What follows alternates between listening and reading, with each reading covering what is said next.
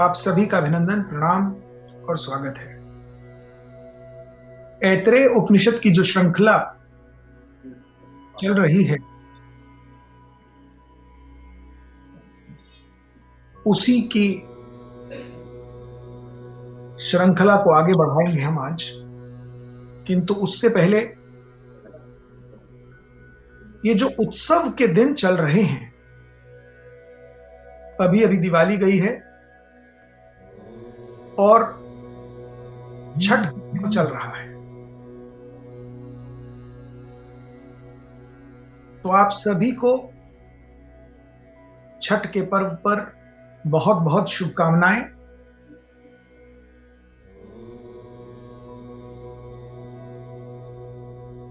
और ये जानना आवश्यक है कि दिवाली अमावस के दिन पड़ती है और 6 दिन पश्चात षष्ठी के दिन छठ मनाई जाती है।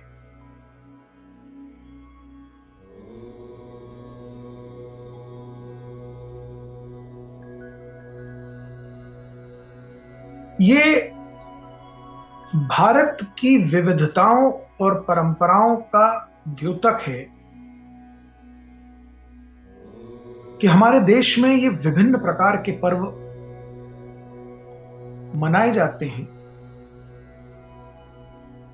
और सारे लोग विभिन्न आस्थाओं के होते हुए भी एक दूसरे की आस्थाओं के प्रति सम्मान रखते हैं।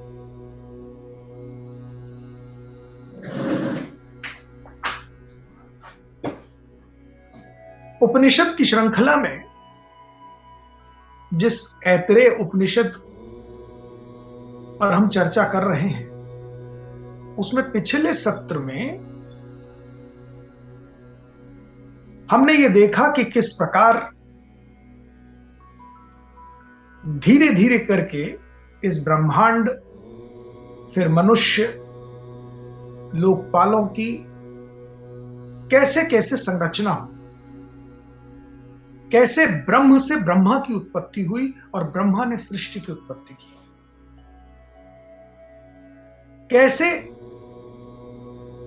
देवताओं की उत्पत्ति हुई और देवताओं के रहने के स्थान के रूप में भगवान ने सबसे पहले गाय का शरीर प्रस्तुत किया,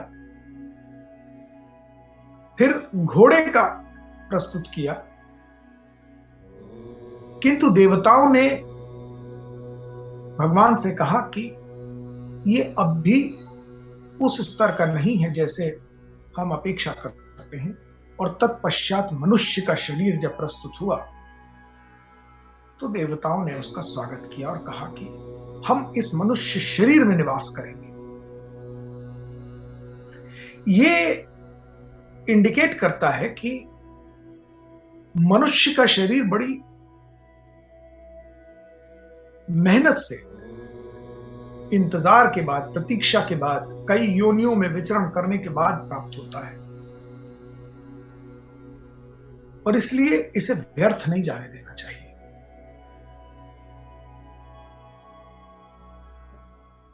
अब हम आज के सत्र में आगे की विवेचना कर रहे हैं। द्वितीय खंड ऐतरेय उपनिषद का आगे कहता है कि किस प्रकार अलग अलग देवताओं ने मनुष्य शरीर के अलग अलग अंगों को अपना निवास बनाया। अग्निर वाक् भूत्वा मुखम प्राविशात्, वायुर प्राणो भूत्वा नासिके प्राविशात्। मतलब क्या हुआ?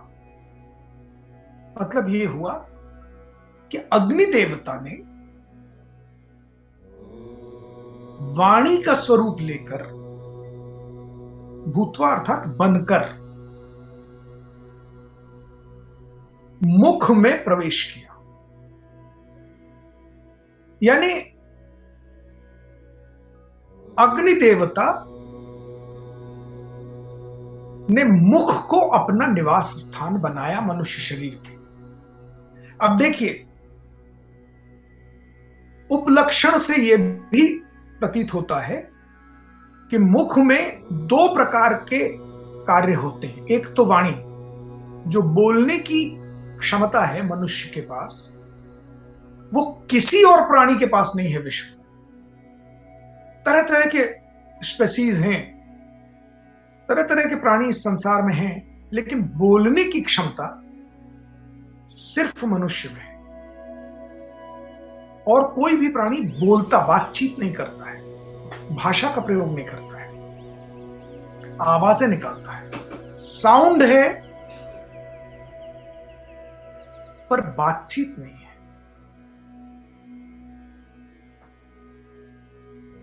और दूसरा मुंह का उपयोग है स्वादेंद्रियां, रसना। जब आप भोजन करते हैं, कुछ खाते हैं, उसका स्वाद तरह तरह का, तो उसके देवता है वरुण। तो ये दोनों देवताओं का निवास स्थान मुख बन गया।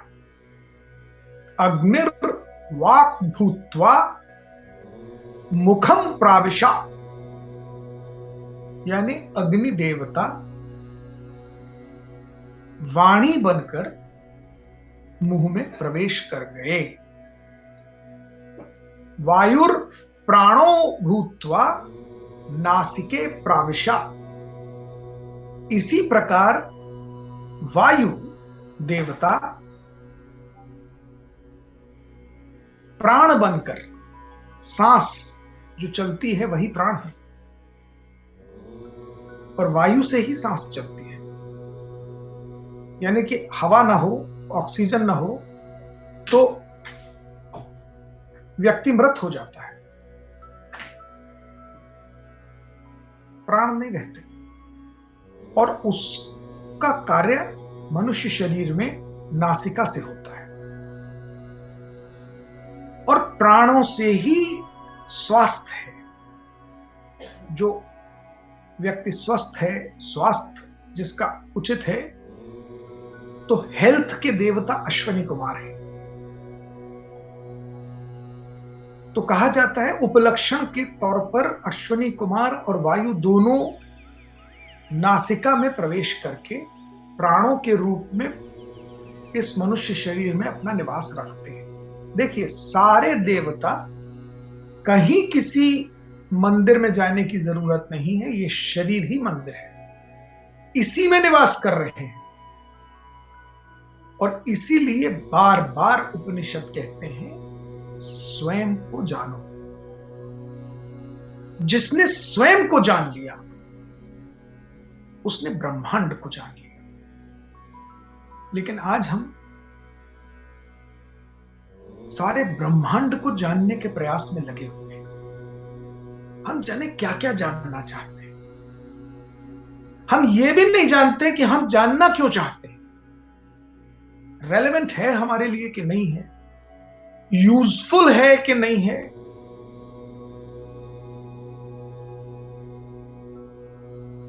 हम तो बस लगे हुए हैं। पहले जो हाथ में लग जाए पुस्तक वो आदमी पढ़ता रहता था, उसे पता ही नहीं था कि उसे क्या पढ़ना है और क्या नहीं पढ़ना है। आज इंटरनेट का जमाना है, आदमी नेट खोल के बैठता है, तमाम सी चीजें पॉपअप होती हैं स्क्रीन पे, अट्रैक्टिव पॉपिंग अप होता है,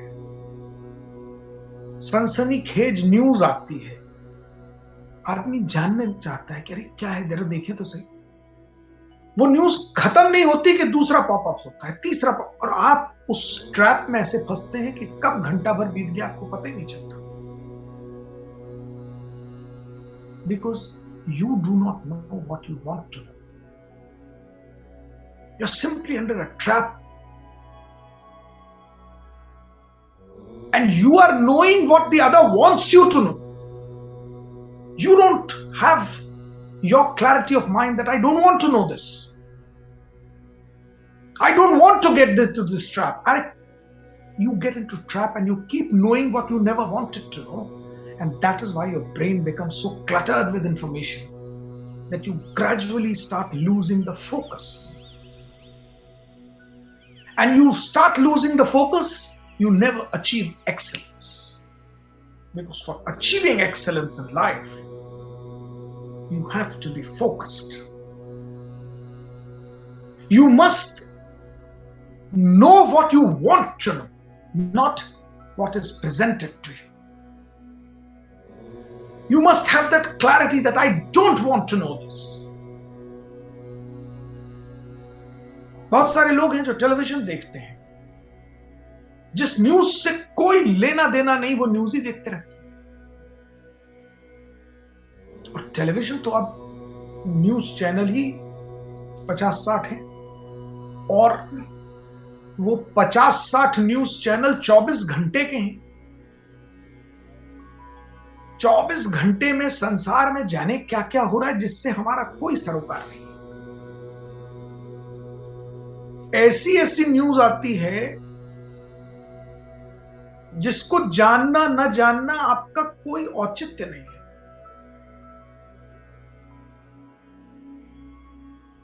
पर आप अपने दिमाग को वो सब भूसा भरते रहते हैं। एक प्रोग्राम में ऐसे ट्रैप हो जाते हैं कि वो क्लैरिटी नहीं है कि हमें ये जानना नहीं है।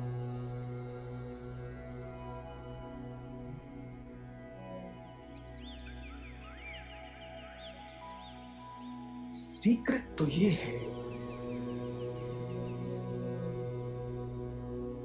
कि व्यक्ति यदि स्वयं को जान ले, स्वयं को जान ले अर्थात मेरे लिए क्या जानना आवश्यक है, unnecessary information I will not allow to clutter my brain. आज मशीन्स का जमाना है, कंप्यूटर्स का जमाना है, इंटरनेट का जमाना है। आप सबकी जानकारी में है। आप कितनी भी बड़ी हार्ड डिस्क का गैजेट ले लें, चाहे वो लैपटॉप हो, आईपैड हो, मोबाइल हो, पर सब कुछ अगर डाउनलोड करते चले जाएंगे या एक स्टेज पर डिलीटिंग नहीं करेंगे तो वो मशीन हैंग होने लगती है, वो स्लो हो जाती है। Even that machine loses its sharpness and quick responses because it is overloaded with irrelevant, unnecessary information.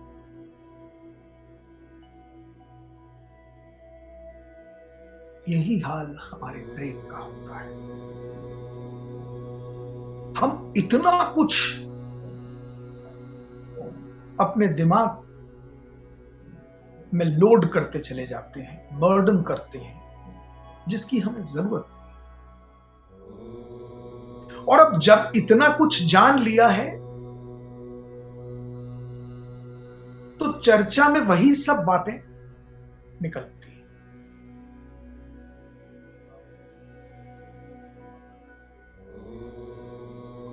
और चर्चा में वही बात निकलेगी जिसकी जानकारी आपको हुई है लेटेस्ट। पर आप देखिए 90% चर्चाएं व्यर्थ होती हैं।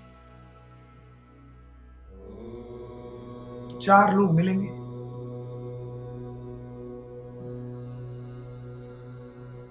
तो बातें या तो राजनीति पे करेंगे, या स्पोर्ट्स पर करेंगे, या सिनेमा पर करेंगे, और अपनी अपनी ओपिनियन एक दूसरे से बताते जाएंगे।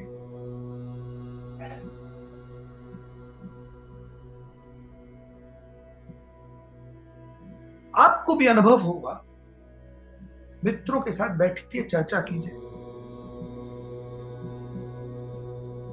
सड़क की नुक्कड़ पर, चाय की दुकान पर, पान की दुकान पर चर्चा कीजिए। प्रधानमंत्री को राजनीति कैसे करनी चाहिए, इसका ज्ञान आपको पता चल जाएगा भाई। विराट कोहली को कैसा शॉट खेलना चाहिए, कैसा क्रिकेट खेलना चाहिए, ज्ञान आपको पता चलेगा। लता मंगेशकर को गाना कैसे गाना चाहिए, अमिताभ बच्चन को एक्टिंग कैसी करनी चाहिए, ये सारा ज्ञान, यही चर्चा का विषय है। और देखिए, ये सारे बातें वो लोग कर रहे हैं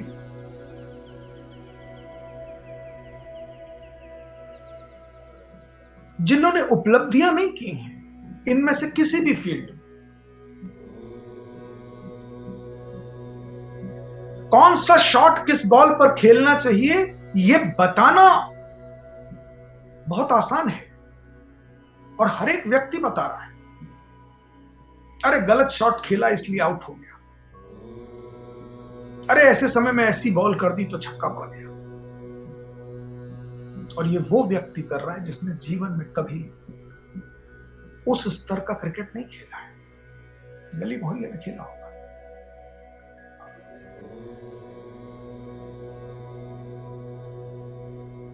जिसने कभी ऑर्केस्ट्रा में भी गाना नहीं गाया होगा, वो किशोर कुमार, लता मंगेशकर को गाने की न्यूएंसेस बताता है। जिसने कभी राजनीति के क्षेत्र में कदम भी नहीं रखा होगा, वो मोदी जी को राजनीति कैसे करनी है उसका ज्ञान दे सकता है, क्योंकि उसने सब कुछ ये आत्मसात किया है। न्यूज में पता चल रहा है, इंटरनेट से पता चल रहा है, इससे पता चल रहा है, व्यूज लोगों के पढ़ रहा है, यहां वहां की चीजें। और ये चूंकि हर एक व्यक्ति एक दूसरे से अपनी अपनी ओपिनियन शेयर कर रहा है, nobody is carrying anything from any of such meetings, and that is why these talks are called gossips, useless talks.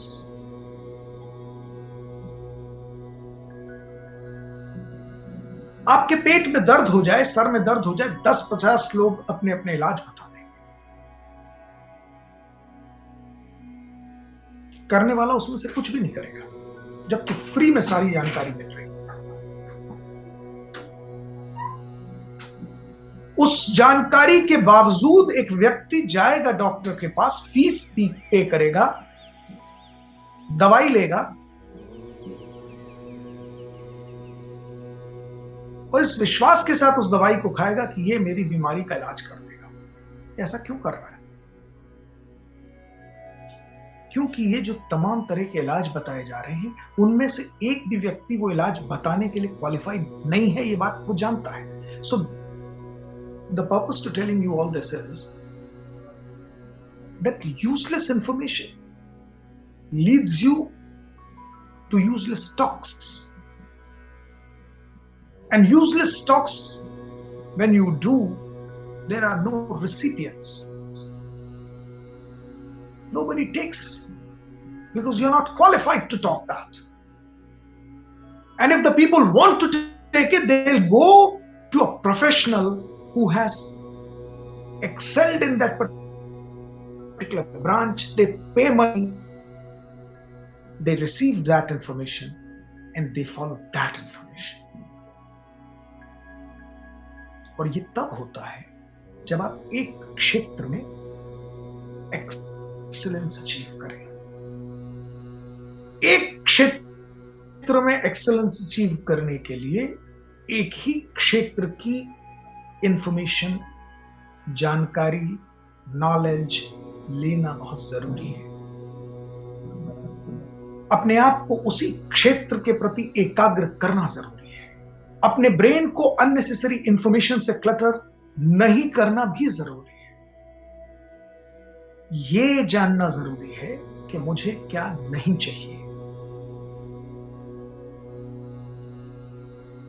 You've got to refuse to take that knowledge which has no use for you. You're not to clutter your brain unnecessarily. वरना computer या mobile की तरह वो brain भी hang होने लगता है, उसकी स्पीड स्लो हो जाती है। कहते हैं बच्चों में बहुत फास्ट एडेप्टेबिलिटी और रिसेप्टिवनेस होती है क्योंकि फ्रेश ब्रेन होता है। जैसे नया कंप्यूटर बहुत फास्ट एक्शन करता है। जैसे जैसे हम बड़े होते जाते हैं, दिमाग अननेसेसरी इंफॉर्मेशन से क्लटर होता जाता है, हम चीजें भूलने लगते हैं। किसने क्या कहा था याद नहीं आ रहा, क्योंकि दिमाग इतना कुछ अननेसेसरली लोडेड है कि आधी चीजें याद नहीं आती। लेकिन जिस फील्ड के प्रति आप एकाग्र होंगे, प्रोफेशनल होंगे, एक्सेलेंस अचीव करेंगे, उसे नहीं भूलेंगे।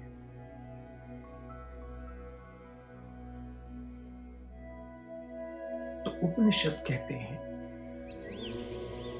कि ब्रह्मांड को जानने की सीक्रेट है स्वयं को जानो। जिसने स्वयं को जान लिया, जिसने स्वयं की आवश्यकताओं को, जिसने स्वयं की प्रेफरेंसेस को जान लिया और क्लैरिटी आ गई, जहां भी जिस भी सोर्स से अपनी रेलेवेंट इंफॉर्मेशन चाहिए वही प्राप्त करेगा।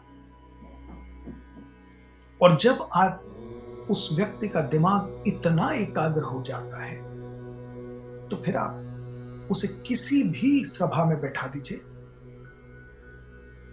वो उसी ज्ञान की बात करेगा, क्योंकि बाकी किसी ज्ञान will not indulge into gossiping, will never talk useless. अग्निर्वा भूत्वा मुखम प्राविशत्, वायु नौ भूत्वा नासिके प्राविशत्।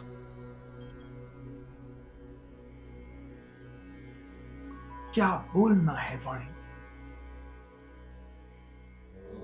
से,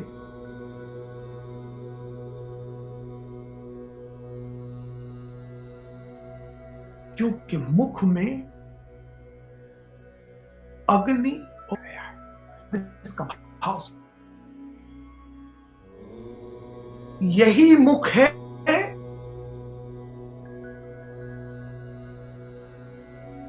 जिससे निकली हुई वाणी आग लगा सकती है।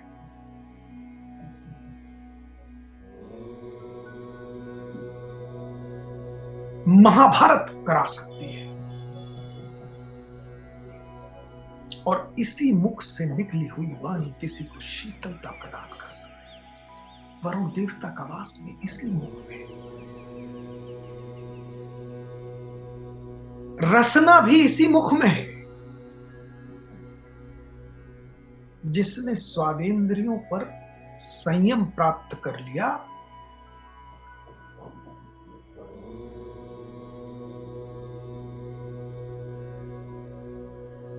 वो स्वाद के प्रलोभन में नहीं फंसता। और जो स्वाद के प्रलोभन में नहीं फंसेगा वो स्वास्थ्य के साथ कभी खिलवाड़ नहीं करेगा।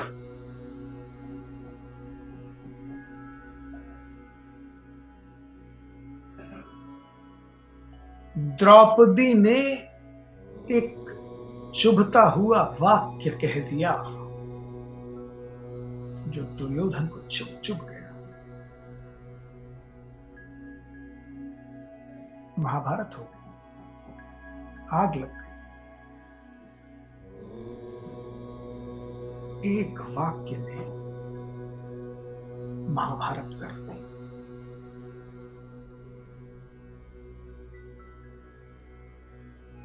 और नारद मुनि के शीतलता भरे वाक्य से रत्नाकर डाकू को महर्षि वाल्मीकि बना दिया।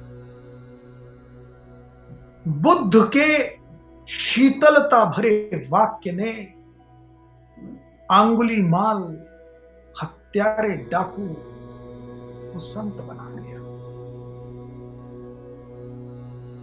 इसी मुख से वाणी निकलती है। जिसने इस वाणी पर संयम कर लिया। क्या बोलना है जान लिया। जिसने ये जान लिया कि जहां नहीं बोलना है, कुछ भी नहीं बोलना है।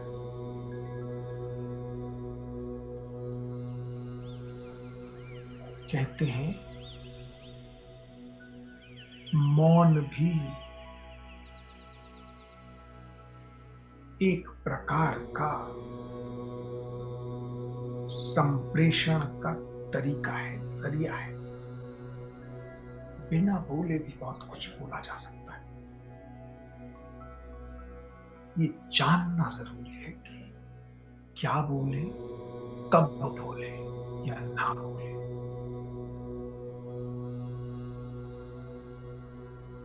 ये भाव है ऐतरेय उपनिषद का। ये हमको बता रहा है एक एक अंग के महत्व को समझिए।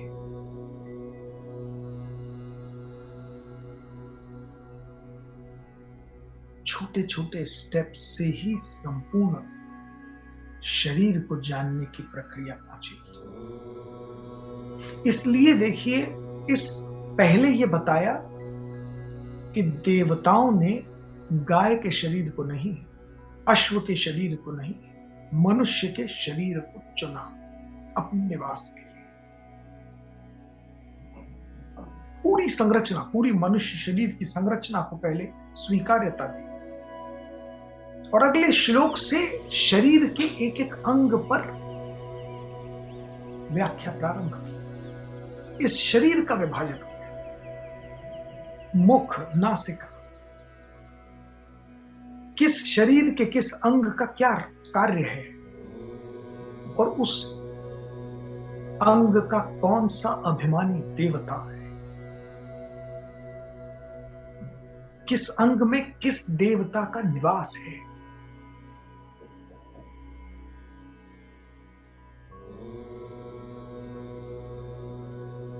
आदित्य चक्षुभूत्वा चक्षणे,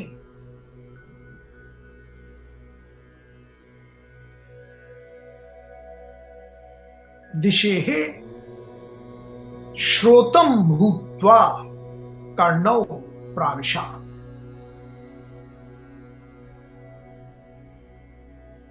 यानी इन आंखों के स्थान पर जो दो गड्ढे बने थे, जिस अंडे में इन दो गड्ढों का निर्माण हुआ था, वहां पर सूर्य देवता ने दृष्टि बनकर प्रवेश कर दिया।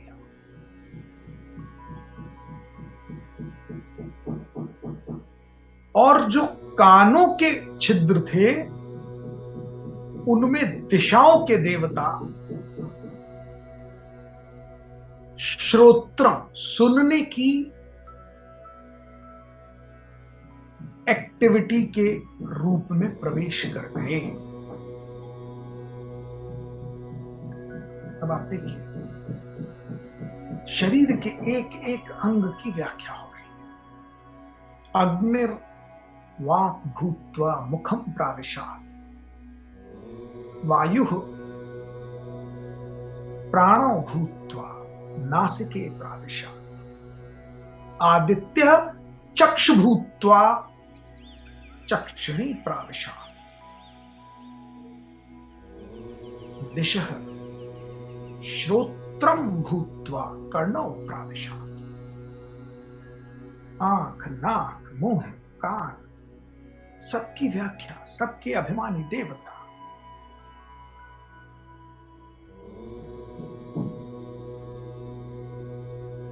चहुओर क्या घटित हो रहा है? दिशः श्रोत्रम भूत्वा, इसकी जानकारी जो आपको पता चल रही है, सुनाई दे रहा है, क्या हो रहा है, चारों दिशाओं की जानकारी प्राप्त करने के लिए कर्ण, दिशाओं के देवता कर्ण के रूप में इस शरीर में प्रवेश कर गए और सूर्य चक्षुओं के अंदर दृष्टि के रूप में प्रवेश कर गए। अब इसका भाव समझिए। जो व्यक्ति अंधा है, चाहे वो आंखों से अंधा हो, चाहे बुद्धि से अंधा हो, सारी सृष्टि, सारा ब्रह्मांड अंधमय है उसके लिए। धृतराष्ट्र सिंबल है अंधकार का। सिर्फ दृष्टिहीन नहीं था,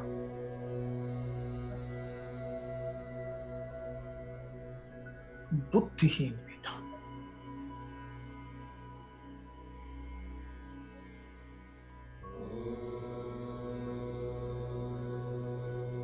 और कहते हैं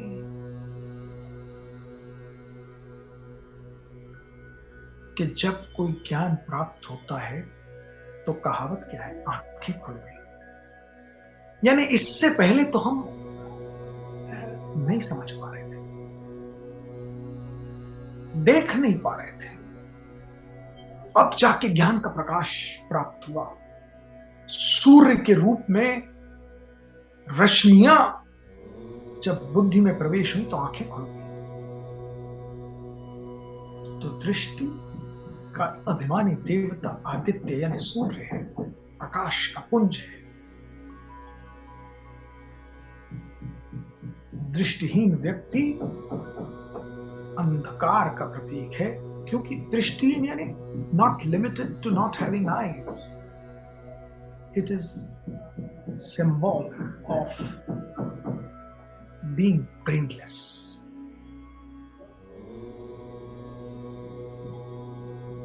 उस व्यक्ति को दिखाई नहीं दे रहा अन्याय। महाभारत की कगार तक पहुंचा दिया, 100 पुत्रों की हत्या करा दी, पर बात समझ में नहीं आई। यही दृष्टिहीनता है, अंधकारमय व्यक्तित्व है। और यही तो आम जन आज की तारीख में भी कर रहे हैं।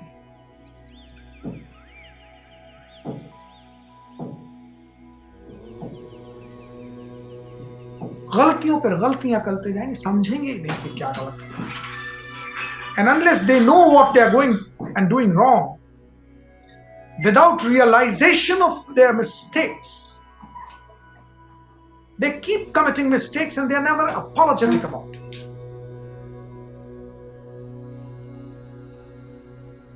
Because you demand apology only when you realize that you've committed a mistake. And again, realization is only when you know yourself, when you know your mistakes. कहते हैं धृतराष्ट्र 100 पुत्रों की हत्या करवाने के पश्चात भी पितामह भीष्म, गुरुदेव द्रोणाचार्य, कर्ण, कृपाचार्य, सारे महारथियों, सारे रिश्तेदारों के सबका समाप्त करने के बाद भी आक्रोश से इतना भरा था कि इस युद्ध के पश्चात वो अपने आलिंगन की से युधिष्ठिर की हड्डियों का चूरा बना देना चाहता, यानी आंखें खुली नहीं रही। He is not realizing that what mistakes he have been committing, and that is why it is a symbol of not only being drishtihin, but being buddhihin.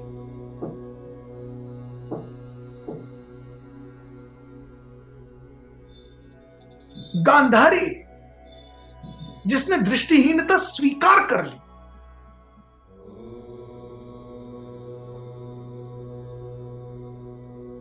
जो कि जन्म से दृष्टिहीन नहीं थी, बुद्धिहीन नहीं थी। सद्गुण यह था कि पतिव्रता होने की वजह से दृष्टिहीनता स्वीकार कर ली। पर देखिए संगत का असर कैसा होता है। धृतराष्ट्र के साथ रहते रहते उसकी बुद्धिहीनता इस स्तर पर पहुंच गई कि ना तो उसने महाभारत को टालने की अपने पुत्रों को समझाने का कोई प्रयास किया, बल्कि सारे युद्ध में सारी गलतियों को जानते हुए कृष्ण को श्राप दे दिया।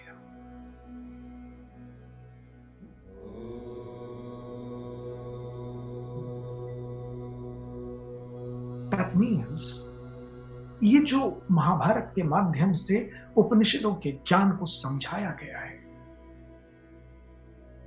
कि बुद्धिहीनता किस स्तर तक डिजास्टर करा देती है। Because if you're not realizing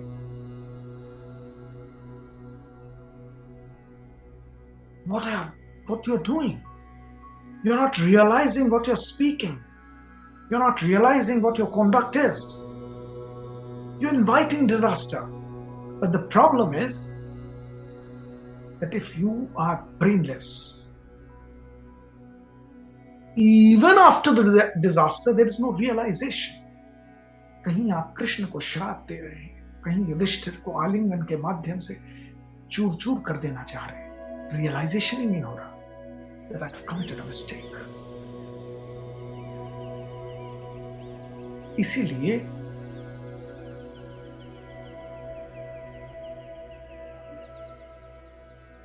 Aditya चक्षुभूत्वा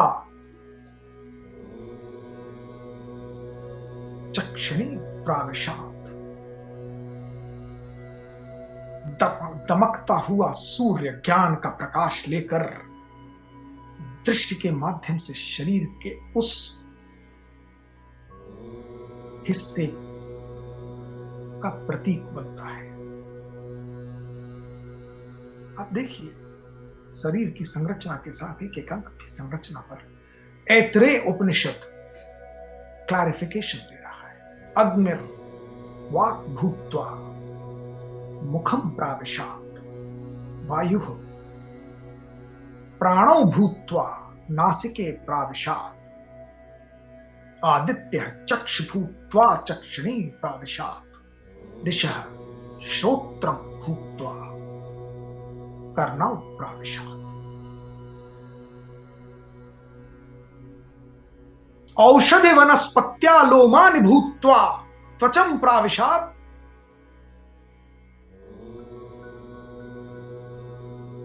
चंद्रमा मनः भूत्वा हृदयं प्राविशात। अर्थात इस पृथ्वी पर जितने प्रकार के औषधि हैं, वनस्पति हैं, वो रोम रोम का स्वरूप लेकर, भूत्वा यानी स्वरूप लेकर, बनकर इस शरीर में त्वचा के रूप में प्रवेश कर रहे हैं।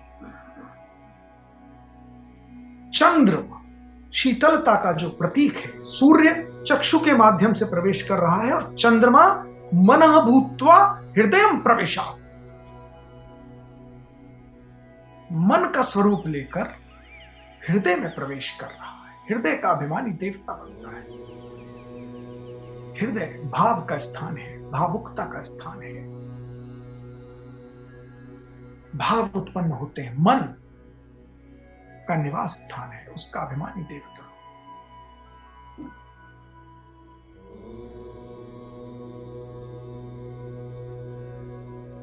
मृत्यु पानो भूत्वा नाभिम प्राविशात, आपो रेतम भूत्वा शिश्नम प्राविशात। इसी प्रकार मृत्यु का देवता यम अपान वायु के माध्यम से इस शरीर में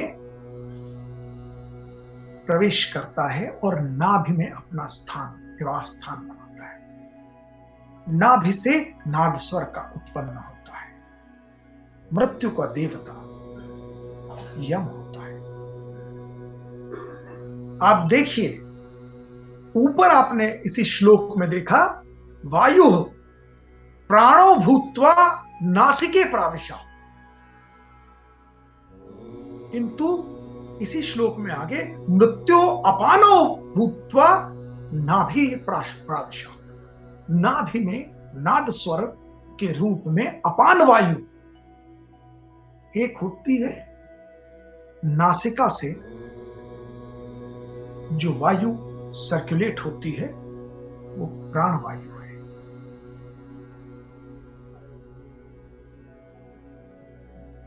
और जो शरीर के निचले हिस्से से वायु का गमन होता है वो अपान वायु है।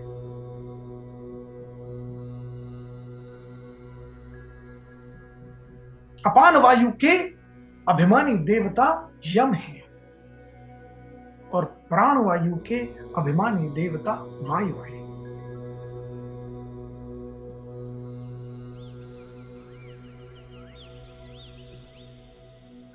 और जल देवता वीर के रूप में मनुष्य के शिश्न में प्रवेश करके प्रजनन की प्रक्रिया को आगे बढ़ाते हैं। Now what one has to realize by this श्लोक of Aitareya Upanishad is that what is the message? क्योंकि ये सारा तो शब्दार्थ है,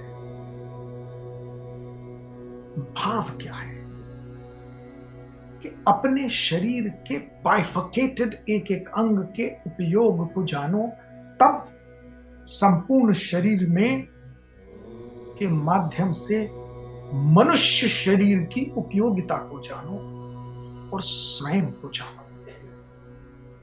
मैं फिर से रिपीट करता हूं, The one who knows oneself knows the world. स्वयं को जानने वाला ब्रह्मांड को जानता है, और जिसने स्वयं को नहीं जाना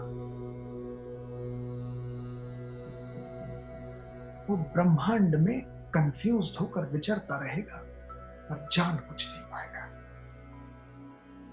Know thyself.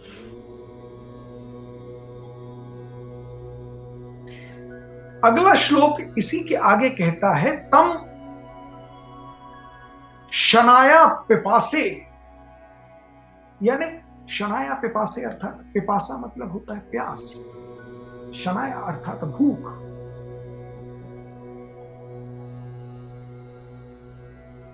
आब्रुवत आभ्याम इति, यानी उस परमात्मा से इन सब देवताओं के निवास स्थान निर्धारित होने के पश्चात भूख और प्यास ने प्रार्थना की कि हमारे लिए भी तो निवास स्थान का निर्माण करें, सुनिश्चित करें। आब्रुवात अर्थात प्रार्थना करना, कहना उस परमात्मा से। ये तो शब्दार्थ है उस श्लोक के। भाव क्या है? भाव ये है कि प्रत्येक मनुष्य के अंदर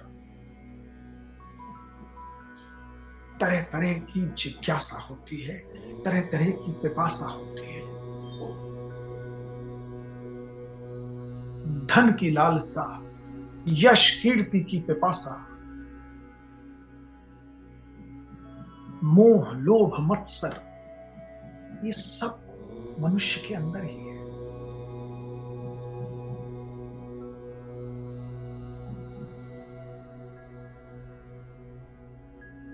और इसी शरीर के अंदर है। जिस दिन इस शरीर से प्राण वायु त्याग करती है, आपने मुंडक मांडूक्य उपनिषद में देखा कि कैसे धीरे धीरे धीरे पीछे पीछे सब कुछ निकल जाता है।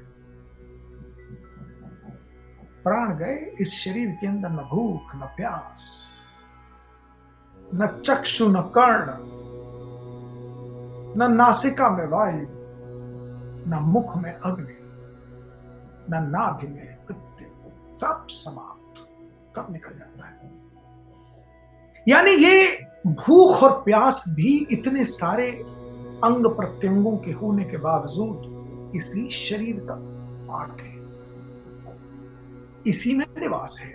तो कैसे दर्शाया गया है कि as if they are praying to the almighty, that when you have established all these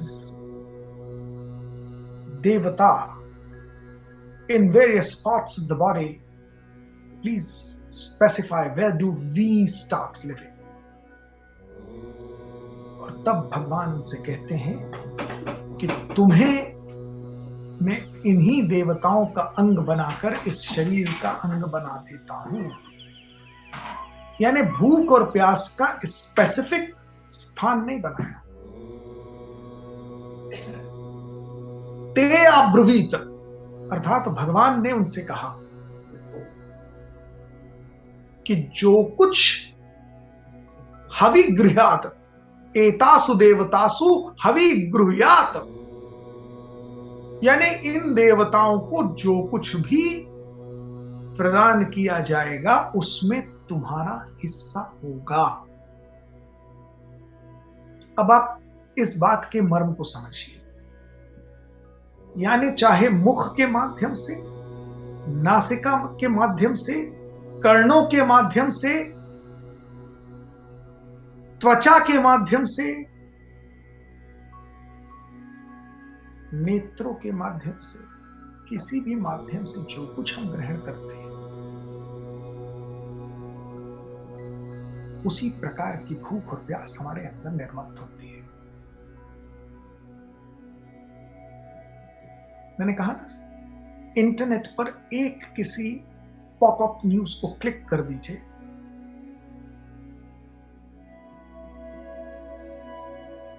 नेत्रों के माध्यम से वो पॉपिंग अप देखा, उसको क्लिक किया तो जिज्ञासा जागृत हो गई, भूख, पिपासा, जानना है कि अरे क्या है, और देखिए उसके अंदर की बात को सुना, तब तक दूसरा पॉपअप हुआ तो वो भी सुनना है, वो भी जानना है। ये देखिए विभिन्न अंगों से लिप्त होकर भूख और प्यास जागृत हो रही है, उसका निर्माण हो रहा है।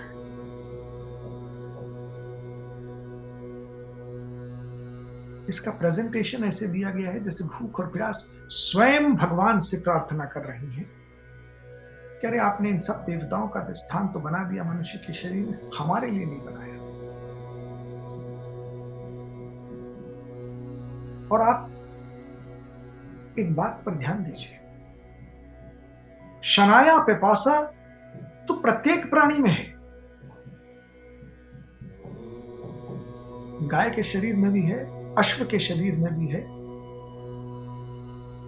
कुत्ता, बिल्ली, चिड़िया, कौआ, सबके शरीर में भूख और प्यास है।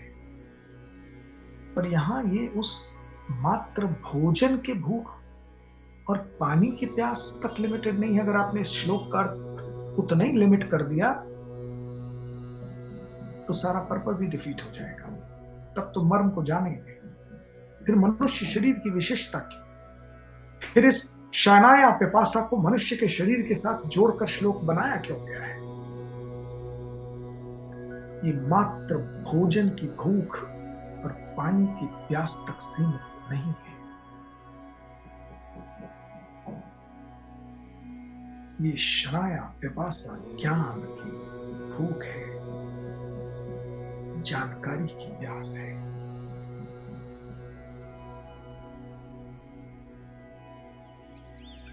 और ये इस श्लोक के माध्यम से चेताया गया है।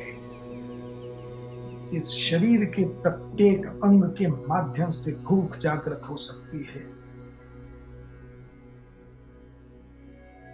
प्यास जागृत हो सकती है, नेत्रों से वासना उत्पन्न होती है, वाणी से वासना उत्पन्न होती है, कर्णों से वासना उत्पन्न होती है, मुख से वासना उत्पन्न होती है, त्वचा से वासना उत्पन्न होती है। शनाया पिपासा किसी एक जगह सीमित नहीं है, शरीर के किसी एक अंग पर नहीं है। त्वचा भी उसका माध्यम बन सकती है, मुख, नेत्र, कर्ण, नासिका, क्योंकि प्रभु ने एक स्पेसिफिक निवास स्थान नहीं बनाया। हृदय में भाव जागृत होता है और भूख, प्यास, मन होने लगा। मुझे मन है कि मैं ये कर लूं, ये भी तो एक तरह की भूख है। मेरा मन है कि मैं यात्रा करूं, मेरा मन है कि मैं सिनेमा जाऊं, मेरा मन है कि मैं आज रेस्टोरेंट में भोजन खाऊं, मेरा मन है कि मैं एक कार खरीदूं, मेरा मन है कि मैं एक मकान बनाऊं। ये सब भूख है, सब प्यास है, स्पेसिफिक स्थान नहीं है। माध्यम यानी कि धीरे धीरे करके गुत्थियां खुल रही, ग्रंथियां खोल रहा है। ऐत्रेय उपनिषद स्वयं से आपका परिचय करा रहा है। जानो, और जितना स्वयं को जानोगे, the more you realize yourself, the more you improve yourself. उतना उतना ब्रह्म के नजदीक आ रहे हो, क्योंकि जानते जानते जानते, स्वयं को जानते हुए कोर तक पहुंच जाओगे जहां ब्रह्म का निवास है। अभी तक इतने देवताओं का निवास जान लिया, पहले मनुष्य शरीर जान लिया, ब्रह्मांड जान लिया, लोकपाल जान लिए, लोक जान लिए। आप देखिए, gradually the process of elimination is going on. Aitareya Upanishad के प्रथम खंड के प्रथम श्लोक से ब्रह्म को जाना,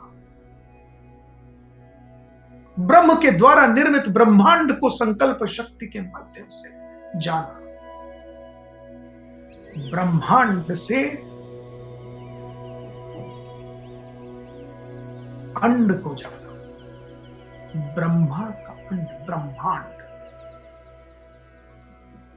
उस अंड में तमाम तरह के आकृतियों का निर्माण जाना, उन आकृतियों में प्राणवायु के संचार को जाना,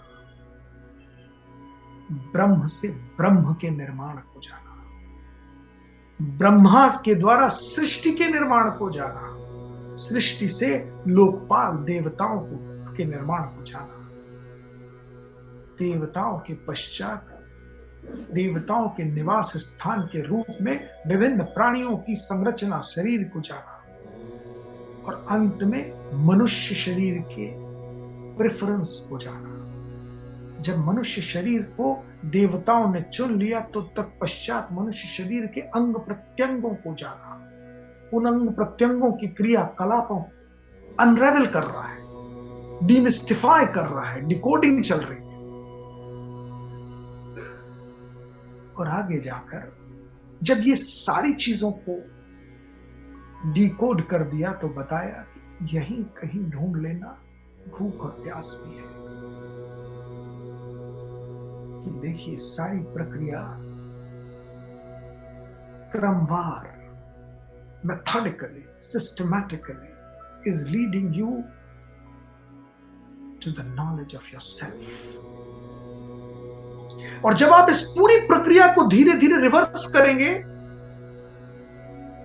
तो कहां पहुंचेंगे? ब्रह्म तक, क्योंकि ब्रह्म से ही तो प्रारंभ किया था, जो भूख और प्यास तक आ गए। Try reversing it. The one who knows oneself reaches to Brahma.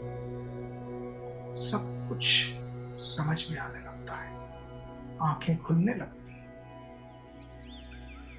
Lo and behold, the entire mystery of the Brahmand is unraveled before your eyes. और अभी तो ये मात्र द्वितीय खंड है। अगले सत्र में हम जब तृतीय खंड पर विस्तार से विस्तृत चर्चा करेंगे, you'll be amazed with the kind of knowledge these amazing scriptures carry.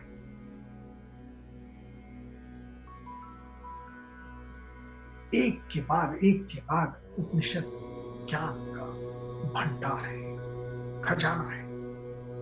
हमें तो मात्र चुनना है इन मोतियों को, इस खजाने को। सब कुछ यही है, प्राप्त है। हम भूले हुए, हम जानना चाहते नहीं, क्योंकि आसान मार्ग है मानने का। हम तो आंख बंद करके बस मान लेते हैं, पर उपनिषद हमें झकझोरते हैं, जगाते हैं, उठाते हैं। कि मानने से पहले जानो, और जानकर मानोगे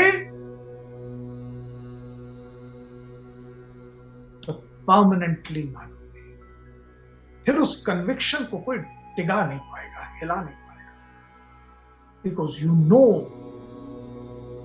वॉट यू आर फॉलोइंग। क्या आप मान रहे हैं वो आप जान रहे हैं।